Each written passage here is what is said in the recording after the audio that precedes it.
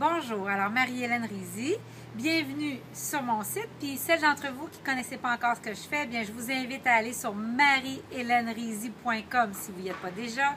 Et vous allez savoir que je suis une fan inconditionnelle des femmes coachs qui veulent créer une pleine pratique rapidement. Cette semaine, je vous parle d'un sujet beaucoup plus personnel. En fait, je reviens d'une séance chez ma psy. Et oui, je suis quelqu'un qui croit énormément à autant jouer une grande game, puis jouer grand, autant à l'intérieur de soi, prendre soin aussi de sa game intérieure. Et j'ai toujours été à l'affût d'un meilleur bien-être. Quand je sens des blocages énergétiques, quand je sens que les choses stagnent, je sais que c'est le temps de prendre soin de moi, que c'est le temps d'aller voir des spécialistes de toutes sortes, de l'acupuncture, du massage, de l'EFT. C'est des choses auxquelles je suis très, très vigilante. Et je dois vous dire que cette semaine, je sentais la nécessité. Mes affaires vont extrêmement bien, mais il y avait mon critique intérieur qui parlait beaucoup à mon ego. Puis plus je joue grand, puis plus il y a des peurs, des trucs comme ça. Et bien que j'avance, bien que c'est extraordinaire ce qui m'arrive, je suis allée chercher conseil. Et ce que j'ai appris lors de ma séance, je voulais vous le partager. En fait, ma psychologue, je ne sais pas si on voit bien, ma psychologue étudie beaucoup la compassion. Hein? C'est Paul Gilbert qui a créé ça. C'est un mouvement, je crois que c'est aux États-Unis, si je ne m'abuse, mais je ne suis pas certaine.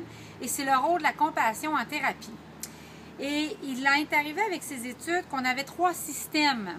Un système de survie, un système sur lequel on basait notre réussite, un système de la compassion, de la bienveillance envers soi et envers autrui.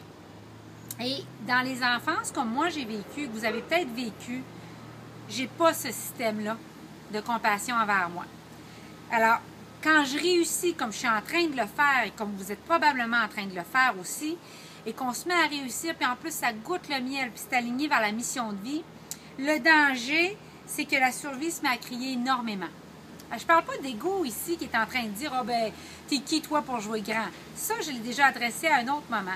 Je parle vraiment de mon ego qui avait, d'une partie de moi dans la survie qui avait peur, un grand besoin de sécurité. Et donc, ce que je me rends compte, c'est que plus je grandis, plus je joue grand, plus je vais devoir revoir ma game de comment je prends soin de moi. Donc, j'en faisais déjà, parce que sinon, je n'aurais pas duré.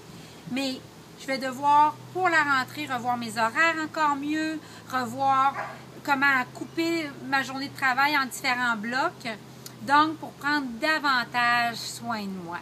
Alors, c'est ça que j'avais envie de vous partager, quelque chose de très intime, de très personnel cette semaine, mais de me rendre très vulnérable puis vous dire, ben, si pour vous, vous êtes comme moi, puis que vous avez un grand besoin de reconnaissance qui est là depuis l'enfance, oui, partir à son compte puis créer quelque chose d'extraordinaire qui change le monde puis qui contribue massivement, c'est une stratégie positive.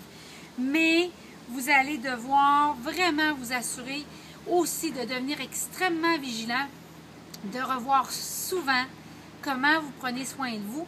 Puis c'est pas tant les nombres d'heures travaillées, parce que ma semaine de travail est moins grande que bien du monde, mais c'est le nombre d'heures travaillées versus la capacité.